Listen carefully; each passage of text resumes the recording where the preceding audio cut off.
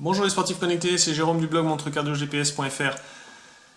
Il y a tellement de choses à dire sur cette Phoenix 6, tout simplement parce qu'elle regroupe tellement de fonctionnalités que j'ai plutôt que de faire une grosse vidéo de test de la Phoenix 6, j'ai commencé par faire plein de vidéos qui présentent les nouvelles fonctionnalités. Vous les retrouverez regroupées dans la playlist Garmin Phoenix 6.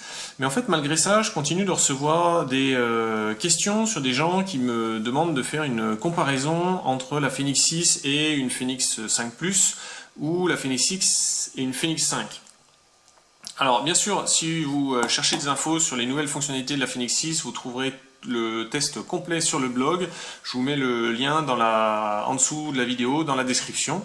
Mais je vais vous présenter ici un peu les différences entre une Phoenix 6 et une Phoenix 5 Plus, et puis si ça vaut le coup de changer, de revendre l'ancienne pour en acheter une nouvelle.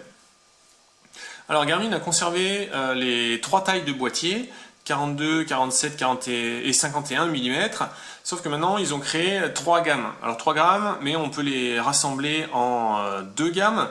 Il y a maintenant les Phoenix 6 et 6S qui regroupent toutes les fonctionnalités des Phoenix 6, sauf 3. Donc il n'y a pas de lecteur de musique, pas de cartographie et pas de connexion Wi-Fi. Et ensuite, il y a les autres qui se dédoublent en deux gammes, la gamme Pro et la gamme Saphir. Celles-là, elles ont les mêmes fonctionnalités, simplement c'est la vitre qui change, donc du verre minéral pour la gamme Pro et du saphir inrayable pour la gamme Saphir. Donc ça, on les retrouve dans les tailles 6S, 6 et 6X. Et puis, il y a simplement un modèle supplémentaire qui sort de cette catégorisation, qui est la Phoenix 6X Pro Solar, qui elle n'a pas de vitre saphir, mais a un panneau solaire derrière l'écran, ce qui permet de la recharge solaire et donc de gagner un petit peu en autonomie. Je vais maintenant vous comparer les nouveautés pour savoir si ça vaut le coup d'évoluer. Je vous donnerai mon avis à la fin de la vidéo. J'espère que ça va vous aider à trancher, à vous décider. Et si c'est le cas, eh bien, mettez un j'aime sur cette vidéo avant de la quitter. Au niveau du design, je préfère la lunette de la Phoenix 6. Je trouve que sur les Phoenix 5 Plus, alors surtout sur la 5 Plus et la 5 S+, ici c'est une 5X+, c'est le grand modèle. Je trouve que surtout sur les 5S+, et 5+, les lunettes étaient plus fines, plus lisses, et finalement, je trouve que là, sur la Phoenix 6, avec ses encoches et ses ergots, là, on retrouve un côté un peu plus agressif, alors que sur la 5 Plus, c'était plus lissé. Et finalement, on retrouve ici plus ce que doit être une Phoenix 6, c'est-à-dire une montre quand même à la base outdoor. Visuellement, il y a une chose qui a changé, c'est la taille de l'écran. Alors, on voit mieux comme ça à la lumière. On voit qu'ici, finalement, le boîtier est plus grand, mais l'écran est plus petit. On voit ici une grosse bande noire, plus la lunette. Et ici, la bande noire est très fine. Et c'est tout simplement parce que toutes les Phoenix 5 Plus étaient équipées d'un écran de 1,2 pouces. Là, Garmin, sur les Phoenix 6S, a conservé cet écran de 1,2 pouces, mais on est passé à 1,3 pouces sur la Phoenix 6 et 1,4 pouces sur la Phoenix 6X. Donc ça augmente la taille de la surface d'affichage, donc on peut afficher plus de données sur les profils de course à pied, et puis c'est également utile sur l'affichage de la cartographie, on gagne quelques millimètres tout autour. Au niveau des capteurs, il y a eu également beaucoup de changements, puisque on a un nouveau capteur cardio qui, d'après moi, d'après mes tests, est beaucoup plus précis. Donc vous pourrez voir cette analyse sur le blog. Et puis on a également l'intégration de la LED rouge pour l'oxygénation sanguine, qui avant était réservée au modèle X+, 5X+, et qui maintenant est généralisée sur toutes les Phoenix 6.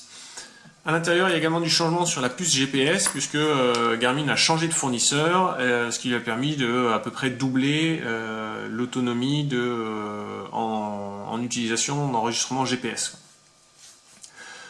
Ensuite, la cartographie, alors c'est la même cartographie, c'est la Topo Active Europe de Garmin. Simplement, maintenant, Garmin a ajouté des calques, c'est-à-dire qu'on va pouvoir un peu changer l'apparence et faire évoluer la carto.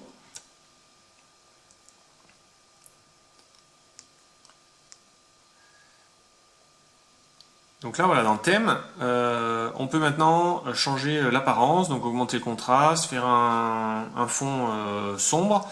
Mais maintenant, on peut afficher les données de Trendlight Popularity. On peut afficher les pistes de ski en station. Donc c'est des calques qui vont venir par-dessus le fond de carte de base. Et donc là, par exemple, on voit la carte avec le fond sombre.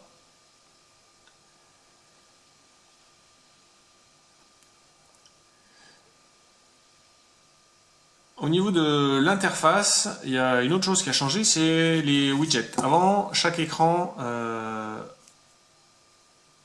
un widget occupait un écran complet. Là maintenant,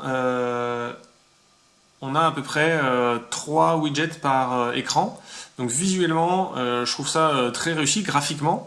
Et puis ça permet de faire défiler plus vite. On a un résumé de chaque widget sur à peu près un tiers de l'écran. Et bien sûr, on a la possibilité de cliquer pour retrouver le widget en écran complet. Donc ça, je trouve que ça améliore quand même pas mal à l'utilisation au quotidien. Ça permet quand même d'améliorer pas mal l'usage de la montre. Après, la grosse fonctionnalité sportive, c'est bien sûr Pace Pro. Donc Pace Pro, c'est quelque chose qui, sur un profil de course à pied par exemple, va permettre de définir une stratégie. Et donc, c'est un genre de partenaire virtuel qui va prendre en compte le dénivelé et puis l'évolution au fil de la course. C'est-à-dire que par rapport à une allure moyenne, il va faire varier son allure en fonction des montées, donc il courra moins vite dans les montées, plus vite dans les descentes, et puis on pourra lui dire d'accélérer, de partir doucement et d'accélérer si vous avez tendance à avoir besoin de vous échauffer sur les premiers kilomètres d'une course, ou au contraire vous allez pouvoir lui demander de partir vite et de réduire l'allure sur la fin pour te prendre en compte la fatigue. Donc ça c'est quelque chose qui est entièrement personnalisable, et ensuite on a un écran spécifique qui nous guide kilomètre après kilomètre ou tronçon après tronçon.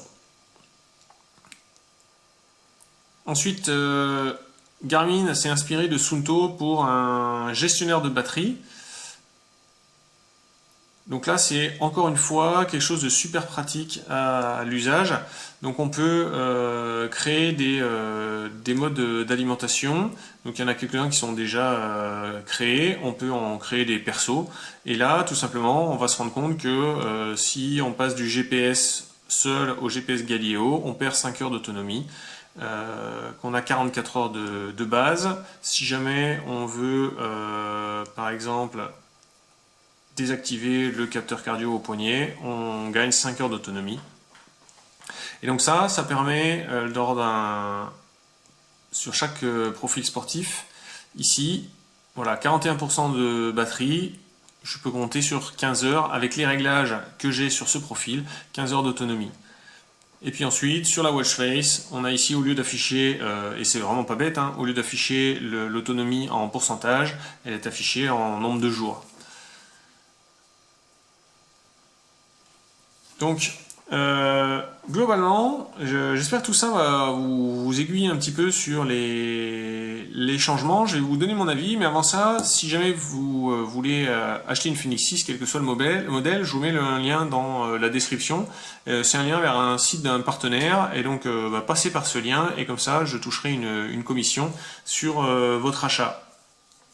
Mon avis, c'est que il y a assez peu de choses qui justifient de passer d'une Phoenix 5 Plus qui a déjà la cartographie à une Phoenix 6.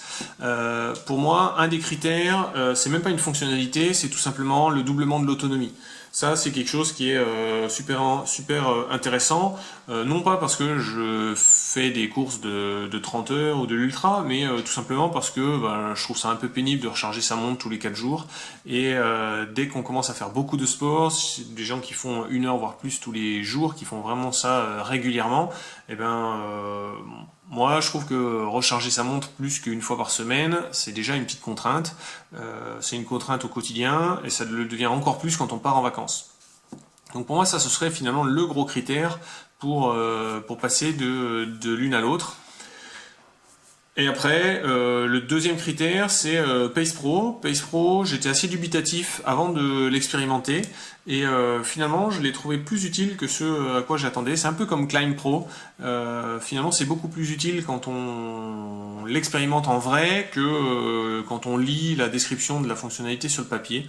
Donc là, pour des gens qui font des courses et du trail, ça peut être une bonne chose pour être guidé sur une longue course du début à la fin, tout en s'assurant d'une stratégie qui nous garantisse un chrono à l'arrivée. Bon, ça c'était hier. Et puis, ça m'a travaillé quand même pas mal cette nuit. Et ce matin, je me dis que finalement, bien sûr, ma femme, si je lui demande, elle me dira que j'ai pas besoin d'une Phoenix 6. Mais au final, bon, on est un peu tous pareils, hein. À partir du moment où on aime le design, on a envie des dernières fonctionnalités, la cartographie, je sais que ça fait envie à de plus en plus de monde. Et ben, allez-y. Allez-y, si c'est une Phoenix 6 que vous voulez, prenez une Phoenix 6. Il y a toutes les dernières fonctionnalités, il y a la cartographie, elle est belle, et donc au final, elle vous plaira cette Phoenix 6.